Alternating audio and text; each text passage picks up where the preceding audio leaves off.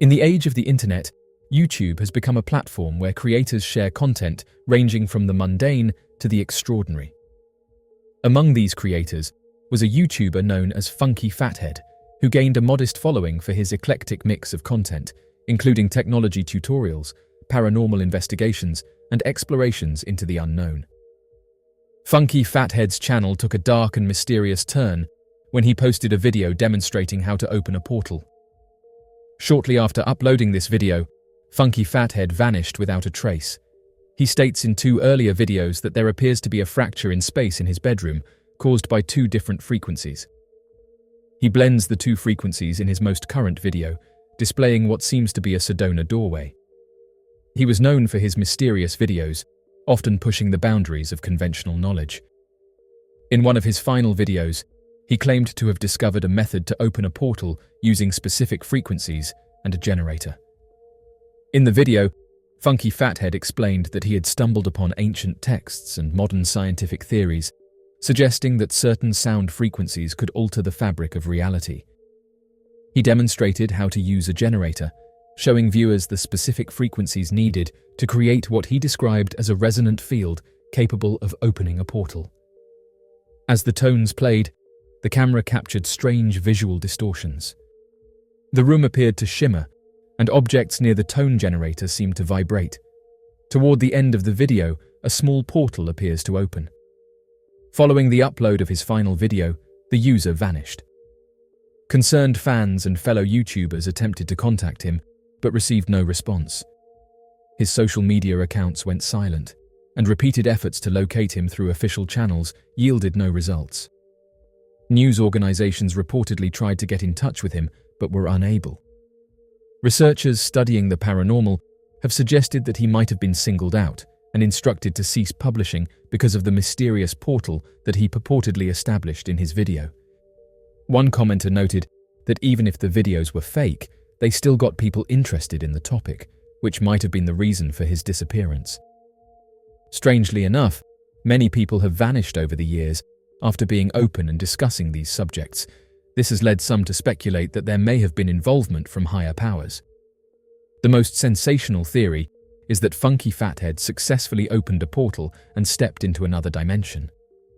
Supporters of this theory argue that the visual and audio phenomena captured in the video provide compelling evidence that he managed to manipulate the fabric of reality. They suggest that he may be trapped in another realm or exploring an alternate universe, unable to return. Skeptics propose that the video was a cleverly crafted hoax, using digital effects to create the illusion of a portal. They argue that Funky Fathead may have staged his disappearance to generate buzz and intrigue, capitalizing on the viral potential of his video. According to this theory, he could be living under a new identity or planning a dramatic return to the public eye.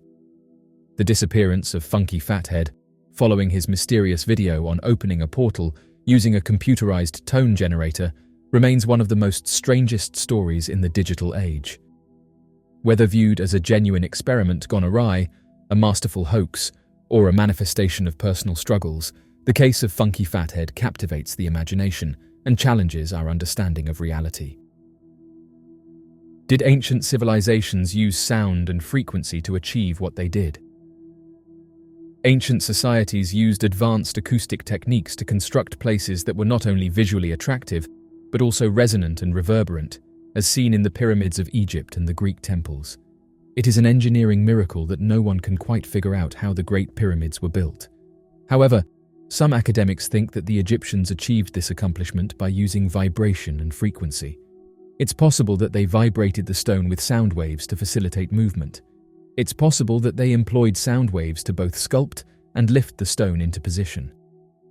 All things in the cosmos have a unique vibration or frequency, according to the ancient Egyptians, and everything is connected.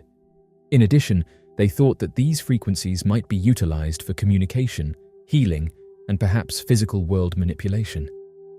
They thought they could harness the power of the universe by comprehending its vibrations. The sound chambers are one of the Great Pyramid's most fascinating elements. These chambers have special acoustic qualities and are situated far within the pyramids. These chambers have a distinctive echo that is produced when sound is made inside of them. According to some experts, the Egyptians might have performed ritualistic acts like singing or chanting in these chambers.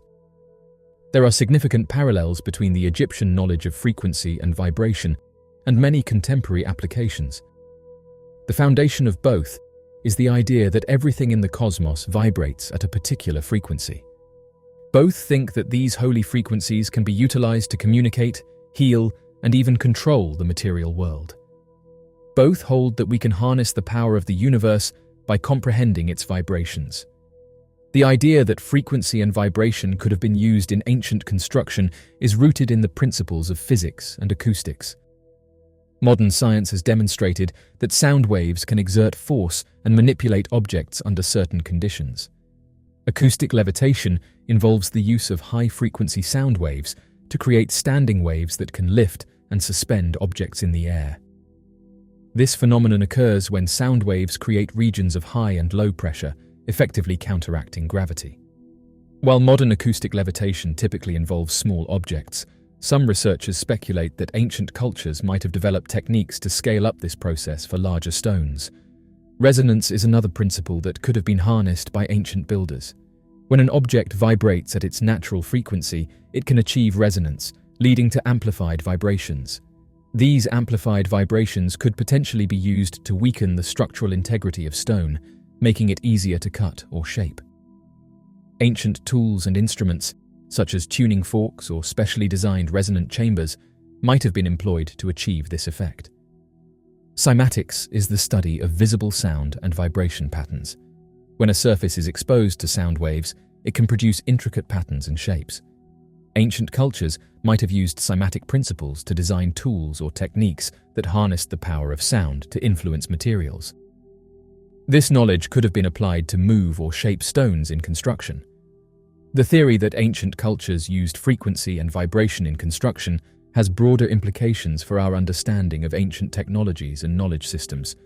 It challenges conventional views of ancient engineering and suggests that these cultures might have had access to sophisticated techniques that have been lost or forgotten over time. If ancient builders did indeed use sound and vibration, it would require a re-evaluation of their technological and scientific knowledge. This perspective highlights the possibility that ancient cultures possessed advanced understanding of acoustics, physics, and materials science. It also underscores the importance of interdisciplinary research in uncovering these lost technologies. Exploring ancient techniques involving frequency and vibration can inspire modern engineering and architectural practices. Understanding how sound and vibration can manipulate materials might lead to innovative construction methods, reducing the need for heavy machinery and lowering environmental impact. Additionally, these principles could be applied in other fields, such as medicine and manufacturing, to develop new technologies. This United States program spent millions of dollars investigating stargates and wormholes. The history of the United States is intriguing.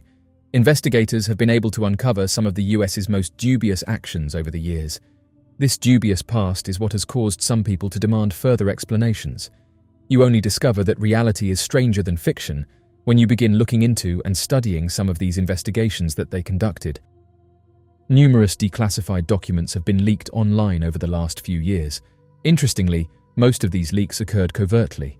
Nonetheless, amateur researchers have poured many hours into poring over these old records, and while some of them only summarize irrelevant information, others are true eye-openers.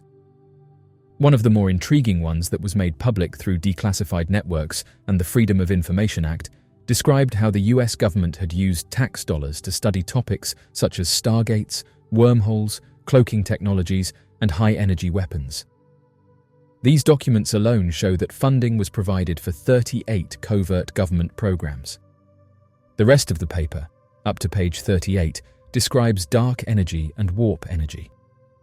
Researchers found the metamaterials for aerospace application to be particularly noteworthy. Metamaterials are defined as materials that unidentified flying objects have left behind. According to a different expert, the US government has been studying these subjects for some time and is making progress towards interplanetary travel. The fact that the government will gladly spend taxpayers' money on these discoveries but then withholds the information from the public, a practice that many believe is unfair given that the public funds these initiatives, is one of the things that irritates people about these discoveries. Furthermore, as several amateur researchers have noted, these are only the initiatives that we are aware of. There are probably hundreds more out there that we are unaware of and will never get published. It is to be expected that numerous documents such as this are available online, the problem being that finding them can be a challenge. Approximately 13 million pages of US Central Intelligence Agency declassified records were made available online back in 2017. Project Stargate was one investigation that caught people's attention. The Stargate project, conducted by the US government during the Cold War, remains one of the most intriguing and controversial programs in modern history. Officially, it aimed to investigate the potential for psychic phenomena, such as remote viewing, to be used in intelligence gathering. The Stargate project began in the early 1970s, primarily driven by concerns that the Soviet Union was investing heavily in psychic research for espionage purposes. In response, the US Central Intelligence Agency, along with other intelligence agencies, initiated their own program to explore the potential of psychic phenomena, particularly remote viewing, as a tool for intelligence gathering. Remote viewing is the practice of attempting to perceive distant or unseen targets using extrasensory perception. Proponents of the practice believe that individuals can acquire information about a person, place, or object without the use of traditional senses. The CIA contracted the Stanford Research Institute in California to conduct experiments and develop methodologies for remote viewing. The Stargate project employed various methodologies to test and refine the practice of remote viewing. The experiments typically involved a viewer who would attempt to describe a hidden target, which could be a location, object, or even a person, based on minimal or no information. Two of the most famous remote viewers associated with the Stargate project were Pat Price and Ingo Swann. Price, a former police officer, and Swann, an artist and psychic, claimed to have exceptional remote viewing abilities. Their sessions reportedly produced highly accurate descriptions of secret military installations and other targets, garnering significant attention from the intelligence community. For instance, in one experiment, Price was asked to describe a Soviet site based on its coordinates. He provided detailed descriptions of the layout and activities within the site, which were later corroborated by satellite imagery. Similarly, Swann's remote viewing sessions included detailed sketches and descriptions that aligned with known details of the target locations. The experiments were conducted under controlled laboratory conditions to ensure the validity of the results.